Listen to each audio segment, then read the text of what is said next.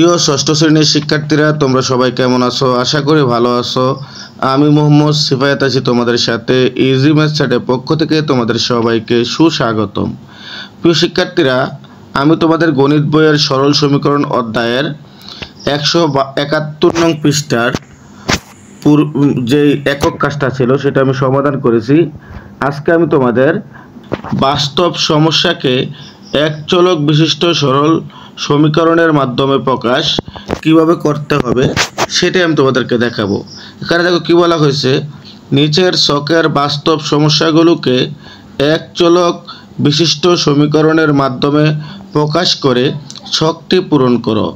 এই ক্ষেত্রে তুমি তোমার পছন্দ মতো অজানা রাশি বা চলক ব্যবহার করতে পারবে। দেখো আমাদেরকে নিচে একটা ছক দেওয়া হয়েছে, এই ছকটা মূলত আমাদেরকে পূরণ করতে হবে। তো এক্ষেত্রে আমাদের একটা স্বাধীনতা দিয়ে দিছে এখানে, যে আমরা আমাদের মতো আমাদের পছন্দ মতো অজানা রাশি বা চলক ব্যবহার করতে পারবো। তো দেখো কথা না বাড়িয়ে দেখি আমাদের কি আছে ছকটার মধ্যে। দেখো 1 নম্বরে বলা হয়েছে রাজুর বয়স 12 বছর। ব্যাপারটা ভালো করে বুঝবা তোমরা, একেবারেই সহজ অঙ্ক। বলছে রাজুর বয়স 12 বছর, মিতা রাজুর চেয়ে 3 বছরের ছোট। তো আমি তোমাদেরকে যদি একটু উদাহরণস্বরূপ বোঝাই, হ্যাঁ, তাহলে এই এক্সের মানটা আমাদের কত হতে পারে? কারণ আমরা জানি সরল সমীকরণ হতে হলে ডান পক্ষ এবং বাম পক্ষ একই হতে হবে। ঠিক আছে, আমরা ইতিপূর্বে যে পর্বগুলো সমাধান করেছিলাম সেই পর্বতে কিন্তু এগুলো আমরা দেখে এসেছি যে বাম পক্ষ এবং ডান পক্ষ এক না হলে কি হবে না, সরল সমীকরণ গঠন হবে না। তাহলে এখানে চলকও থাকতে হবে। শুধু বাম পক্ষ এবং ডান পক্ষ সমান হলেই কিন্তু সমীকরণ গঠন হবে না, যদি সেখানে চলক না থাকে।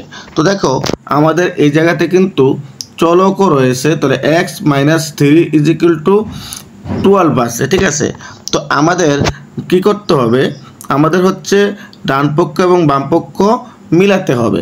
তা যদি মিলে তাহলেই মূলত হচ্ছে আমাদের সরল সমীকরণ হবে। তাহলে সমীকরণ আমরা গঠন করতে পারবো। দেখো এবার যদি আমি তোমাদেরকে এটা একটু পরে বোঝাই, আগে আমি এখানে বোঝাই যে আমরা যে ইতিপূর্বে জেনে এসেছি যে কীভাবে আমাদের এটা বের করতে হবে।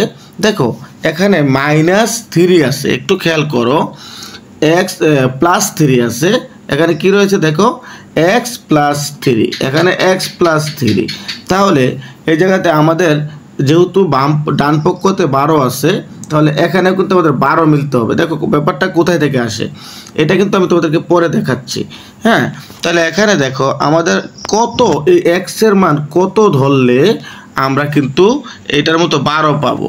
তো দেখো এখানে +3 আছে, মূলত এই x এর মানটা কত হবে, অর্থাৎ মিটার বয়সটা কত হবে, কত ধরলে আমরা এখানে 12 পাবো।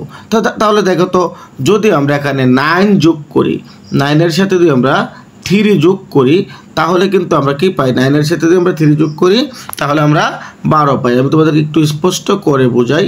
তো x এর মানটা যদি আমরা 9 ধরি, তাহলে +3 আছে, তাহলে আমরা কত পাই, 12 পাই বাম পক্ষতে। সামনে কিন্তু আমাদের ডান পক্ষতেও 12 আছে। দেখো 9 যদি আমরা x এর মান ধরি, তো 9 আর 3 কত হয়, 12 হয়। তারপর দেখো আমাদের ডান পক্ষতেও 12 আছে।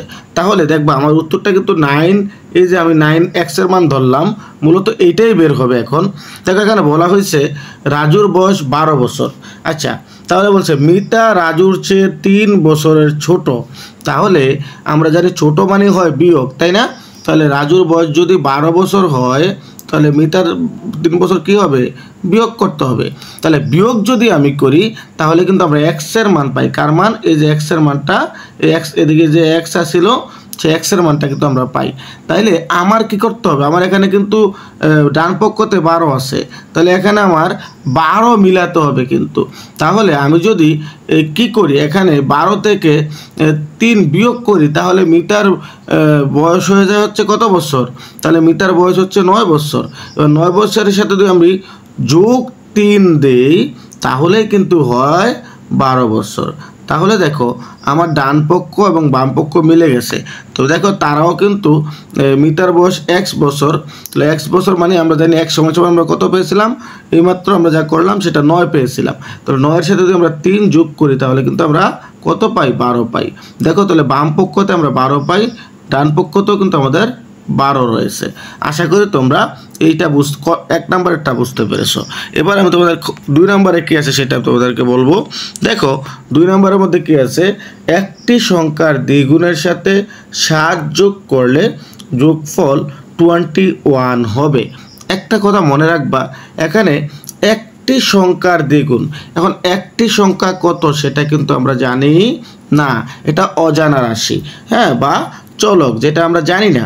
তাহলে বলছে কি একটি সংখ্যার দ্বিগুণের সাথে, তাহলে একটি সংখ্যা কত আমরা জানি না, তো আমরা লিখবো একটি সংখ্যা হচ্ছে ওয়াই। দেখো তারা লেখা দিয়েছে সংখ্যাটি ওয়াই, অথবা তোমরা একটি সংখ্যা ওয়াই লিখতে পারো, তাও পারো, বা সংখ্যাটি ওয়াই তাও লিখতে পারো। তো দেখো তারা লিখছে সংখ্যাটি ওয়াই, তাহলে বলছে কি সংখ্যাটি তারা এখানে যেহেতু আমাদেরকে বলে দিছে অজানা রাশিটা, তাহলে বলছে কি একটি রাশির দ্বিগুণের সাথে, তাহলে একটি রাশি বলতে ওয়াই, আর দ্বিগুণ যদি হয় তো 2 গুণ ওয়াই যদি আমরা করি তাহলে দ্বিগুণ হয়, তাহলে আমরা পাই হচ্ছে 2y। তাহলে বলছে কি দ্বিগুণের সাথে 7 যোগ মানে 7 যোগ, তাহলে 2y এর সাথে আমরা কি করব 7 যোগ করব, যোগ করলে আমাদের কত হবে, যোগ করলে হবে হচ্ছে আমাদের 21। দেখো বলছে একটি সংখ্যার দ্বিগুণের সাথে 7 যোগ করলে যোগফল 21 হবে। তাহলে দেখো আমরা কিন্তু এখানে একটা সমীকরণ পেয়ে গেলাম, অর্থাৎ 2y + 7 = 21, এটা একটা সমীকরণ।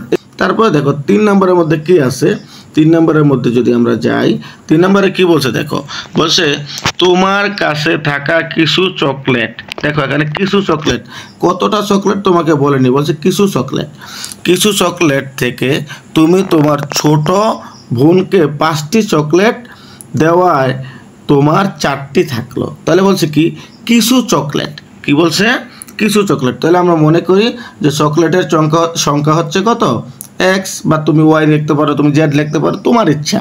তো আমরা কি লিখবো এখানে যে চকলেটের সংখ্যা হচ্ছে x। আমি কিন্তু এটা তোমাদের জন্য নিচে করে রেখেছি, তারপরে আমি এভাবে মুখে করাই দিচ্ছি, নিচে তোমাদেরকে আমি দেখাই দেবো, তোমরা সেটা স্ক্রিনশট দিয়ে তাও করতে পারবা। তাহলে দেখো এখানে বলা হয়েছে কি তোমার কাছে কিছু চকলেট, যেহেতু কিছু চকলেট কত আমরা জানি না, তাহলে এই জন্য আমরা লিখছি যে চকলেটের সংখ্যা হচ্ছে x, ঠিক আছে। তারপর বলছে কি কিছু চকলেট থেকে তুমি তোমার ছোট বোনকে 5টি চকলেট দেওয়ায় তোমার 4টি থাকলো। তাহলে তোমার ছোটো বোনকে তুমি 5টি চকলেট দিছো, তাহলে -5 যেহেতু দিয়ে ফেলছো, -5 সমান তোমার কাছে রইল কয়টা 4টা। তাহলে দেখো এই জায়গাতে কিন্তু আমাদের একটা সমীকরণ গঠন হয়ে গেছে, ঠিক আছে। তারপর দেখো আমরা যদি নিচে যাই, এবার আমরা 3 নম্বরটা আশা করি তোমরা বুঝতে পেরেছো। এবার যদি আমি 4 নম্বরে যাই, 4 নম্বরে আমাদেরকে কি বলা হয়েছে একটু খেয়াল করো। 4 নম্বরে আমাদেরকে বলা হয়েছে তোমার আয়তকার শ্রেণীকক্ষের দৈর্ঘ্য প্রস্থ অপেক্ষায় 2 মিটার বেশি এবং পরিসীমা 60 মিটার। দেখো এখানে বলছে তোমার আয়তকার শ্রেণীকক্ষের দৈর্ঘ্য প্রস্থ অপেক্ষায় 2 মিটার বেশি, মানে দৈর্ঘ্যটা যত প্রস্থটা যত তার থেকে 2 মিটার বেশি হচ্ছে দৈর্ঘ্য। তাহলে বলো তো প্রস্থ কত সেটা আমরা কিন্তু জানি না। তো তাহলে আমাদের যেহেতু এখানে পরিসীমা দেওয়া আছে, তাহলে বোঝা গেল আমরা দৈর্ঘ্য প্রস্থের পরিসীমা বের করতে হবে। তো এটা কিন্তু আমি তোমাদেরকে করে দিতে গেলে এখানে সময়ের ব্যাপার, তারপর করিয়ে দেই যেহেতু এটা বোঝার ব্যাপার আছে। এখানে বলছে তোমার শ্রেণীকক্ষের দৈর্ঘ্য প্রস্থ অপেক্ষায় 2 মিটার বেশি, মানে প্রস্থ যা তার চেয়ে দৈর্ঘ্য 2 মিটার বেশি। আচ্ছা তাহলে আমরা প্রস্থ কত সেটা কিন্তু আমরা জানি না, তাহলে আমরা লিখবো কি মনে করি মানে আমরা লিখবো প্রস্থ হচ্ছে y বা x বা z, তুমি যা লেখো।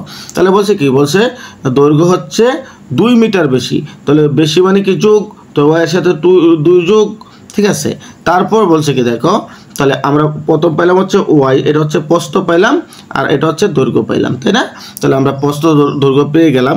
এবার আমরা পরিসীমা সূত্র জানি যে 2 × দৈর্ঘ্য যোগ প্রস্থ, তাহলে 2 × দৈর্ঘ্য যোগ প্রস্থ, যেহেতু এখানে পরিসীমা 60 মিটার দেওয়া আছে এই জায়গাতে, তাহলে আমাদের এই জায়গাতেও কিন্তু পরিসীমা বের করতে হবে। তাহলে পরিসীমা সূত্র আমরা কি জানি 2 × দৈর্ঘ্য যোগ প্রস্থ, দৈর্ঘ্য আমি সংক্ষেপে লিখি দৈর্ঘ্য যোগ হচ্ছে প্রস্থ, ঠিক আছে, প্রস্থ আমি দিলাম।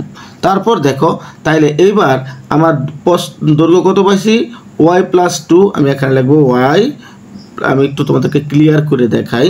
তো দেখো তো আমরা কি করব, যেহেতু আমরা কত পাইলাম প্রস্থ পাইলাম হচ্ছে আমরা আমরা এই জায়গাতে দেখো 4 নম্বর এটাতে আমরা এখানে প্রস্থ পেয়েছি হচ্ছে ওয়াই, তাহলে তার দৈর্ঘ্যটা পেলাম কত ওয়াই প্লাস 2, যেহেতু 2 বেশি বলছে 2 মিটার বেশি, তাহলে আমরা এটা পেলাম হচ্ছে দৈর্ঘ্য। কত পেলাম আমরা? এটা পেলাম দৈর্ঘ্য, এটা পেলাম হচ্ছে প্রস্থ, মানে ওয়াই পেলাম প্রস্থ আর দৈর্ঘ্য পেলাম হচ্ছে ওয়াই প্লাস 2। তাইলে আমরা যে সূত্রটা ব্যবহার করতে চাচ্ছিলাম সেটা হচ্ছে দৈর্ঘ্য গুণ প্রস্থ। আমি এটা লিখবো না, তাহলে 2 ইন্টু দৈর্ঘ্য কত পাইছি আমরা ওয়াই প্লাস 2 তারপর হচ্ছে যোগ প্রস্থ পেয়েছি আমরা ওয়াই। ঠিক আছে, তাহলে এবার আমরা এটাকে ক্যালকুলেশন করি। 2 জায়গাতে রেখে দিলাম। এবার দেখো ওয়াই, এবার এখানে কিন্তু আমরা এই ব্র্যাকেটগুলো উঠাই দেব। তাহলে আমরা যেহেতু এখানে যোগ আছে, তাহলে আমরা ব্র্যাকেটগুলো যদি উঠাই দেই তাহলে আমরা পাই হচ্ছে ওয়াই, তারপর হচ্ছে যোগ 2 যোগ ওয়াই, তাই না? তাহলে আমরা এটা পাই। তাহলে এবার দেখো এখানে একটা ওয়াই আছে, এখানে একটা ওয়াই আছে, তাহলে 2y। তাহলে আমরা লিখতে অবশেষে আমরা কি পাই 2, তারপরে হচ্ছে ইন্টু 2y প্লাস কত প্লাস হচ্ছে আমরা পাই হচ্ছে 2। এবার দেখো এটা আমরা গুণ অবস্থায় পাইছি। দেখো এবার আমরা এটাকে গুণ অবস্থায় পাইছি, তাহলে এটা দ্বারা এবার 2 দ্বারা যদি আমরা এটাকে গুণ করি দেখো কত পাই আমরা। আমি একটু ক্লিয়ারভাবে তোমাদেরকে বোঝাই। আমরা কি পাইছিলাম মনে রাখবা তোমরা, 2 ইন্টু 2y প্লাস 2 এটা আমরা পেয়েছিলাম।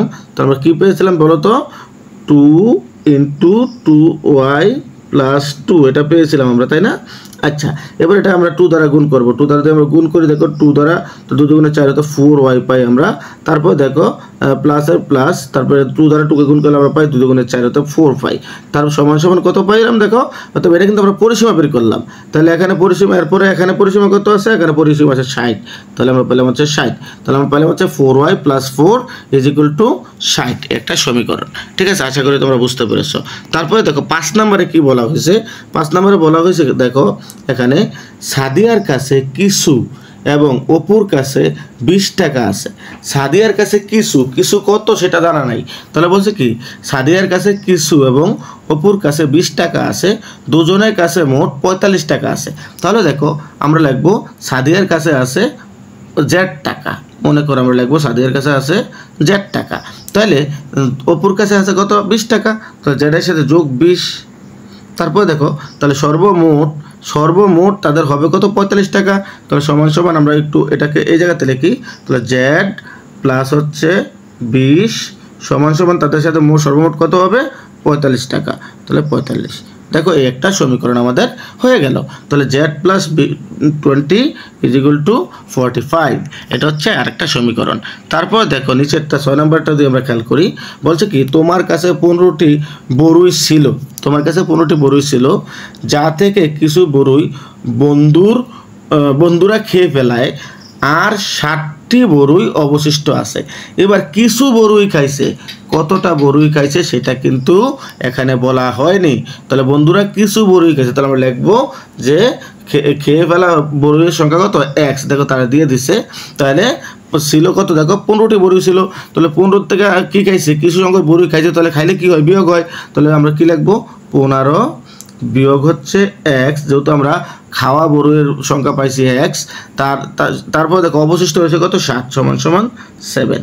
তাহলে আমরা এই আরেকটা সমীকরণ পেয়ে গেলাম। তো প্রিয় শিক্ষার্থীরা দেখো আমি তোমাদের সুবিধার্থে নিচে কিন্তু এই ছকটা করে রেখেছি, যদিও আমি এখন তোমাদেরকে এটা করে দিয়েছি উপরে, তারপর নিচে কিন্তু এটা আমি তোমাদের জন্য প্রস্তুত করে রেখে দিয়েছি। তো প্রিয় শিক্ষার্থীরা তোমরা এটাকে স্ক্রিনশট দিয়ে নিয়ে নিবা। আশা করি তোমরা এটা আমি যেভাবে তোমাদেরকে উপরে বুঝাইলাম আশা করি তোমাদের বুঝতে কোথাও অসুবিধা নেই। যদি তোমরা কেউ বুঝে না থাকো তাহলে অবশ্যই তোমরা আমাকে কমেন্ট করে জানাবা। আর তোমরা এইটাকে স্ক্রিনশট দিয়ে আমি প্রথম থেকে আবার একটু তোমাদেরকে দেখাই। এটা কিন্তু আমি তোমাদেরকে আর বুঝাবো না, এটা আমি উপরে যেহেতু বুঝিয়ে দিয়েছি, এটা মানে তোমরা আসলে তোমাদের মতো চলক ধরে করতে পারো। ঠিক আছে, অজানা রাশি বা চলক আমি কিন্তু আমার মতো ধরে ধরে উপরে করছি, তোমরা তোমাদের মতো ধরে ধরে কিন্তু উপরে করবা। তো দেখো এই জায়গাতে কিন্তু তোমরা এটাকে করে নিতে পারো, একই রকম তোমরা নিজেরাও করতে পারো। ঠিক আছে, এই যে দেখো এটা কিন্তু আমি এখানে করে রেখেছি। এই যে দেখো এই জায়গাতে আমি তোমাদেরকে 4 নম্বরটা একটু দেখাই। 4 নম্বরে কিন্তু পরিসীমা সমান সমান পরিসীমা, আমি এটাকে সরাসরি গুণ করে ফেলেছি, তারা কিন্তু করেনি। তো দেখো এখানে তুমি ও জেড আর এ জেড 2 যোগ করো, যেহেতু যোগ অবস্থায় আছে তাহলে 2z হবে। তো পরবর্তীতে তোমরা 2 দ্বারা এটাকে গুণ করলে 2 দুগুণে 4 অর্থাৎ 4z হবে, প্লাস 4 হবে। আমি কিন্তু যেহেতু ওয়াই অথবা এক্স দ্বারা করছিলাম, আমার খেয়াল নেই। তো প্রিয় শিক্ষার্থীরা, আশা করি তোমরা এতটুকু বুঝতে পেরেছো, তোমরা এটাকে স্ক্রিনশট করে নিয়ে নিবা। তো প্রিয় শিক্ষার্থীরা, যদি তোমরা কেউ আমার অঙ্কগুলো না বুঝে থাকো, তোমরা অবশ্যই আমাকে কমেন্ট করে জানাবা, আমি তোমাদের সমস্যার সমাধান করার চেষ্টা করবো ইনশাল্লাহ। তো আজ এই পর্যন্ত, তোমরা সবাই ভালো থাকো, তোমাদের সকলের সুস্বাস্থ্য কামনা করে আজকের মতো এখানেই বিদায় নিচ্ছি। আল্লাহ হাফেজ।